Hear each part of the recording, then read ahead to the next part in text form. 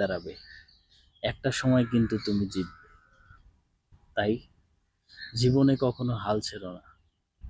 যত কষ্ট, যত দুর্দশায় আসুক তোমার লাইফে, তুমি যতবার পড়বে ততবারই উঠে দাঁড়াবে। একটা একটা সময় কিন্তু তুমি সাকসেস পাবে। আসলে আমাদের লাইফে অনেক কষ্ট, অনেক দৈনন্দিন লাইফে অনেক বাধা অতিক্রম করে আমাদের সামনের দিকে এগিয়ে যেতে হয়। তো এতে যদি আমরা পিছপা হয়ে যাই তাহলে কিন্তু আমরা আর সামনে এগোতে পারবো না।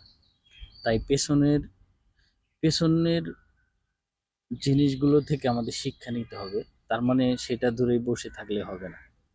তোমার আশেপাশে চতুর্পাশে কিন্তু অনেকেই থাকবে যারা তোমাকে টেনে হিঁচড়ে কিভাবে পেছনে মানে তোমাকে থামিয়ে দেওয়া যায় সেই চেষ্টা করবে।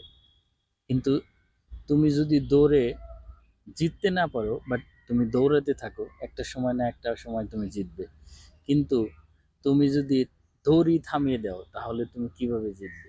তোমাকে তো আগে প্রতিযোগিতায় অংশগ্রহণ করতে হবে, মাঠে তো নামতে হবে, তাই না? তো মাঠে নামলেই না তোমাকে হার জিত একটা কিছু হবে। তো এর জন্য দৌড় থামানো যাবে না, তোমাকে প্রচুর দৌড়াইতে হবে। যতই কষ্ট, যতই হতাশা লাইফে আসুক, তোমাকে থেমে যাওয়া যাবে না, তোমাকে প্রচুর দৌড়াতে হবে। আর একটা সময় তুমি জিতবে। সো এটাই, আর কিছু নয়। Thank you so much.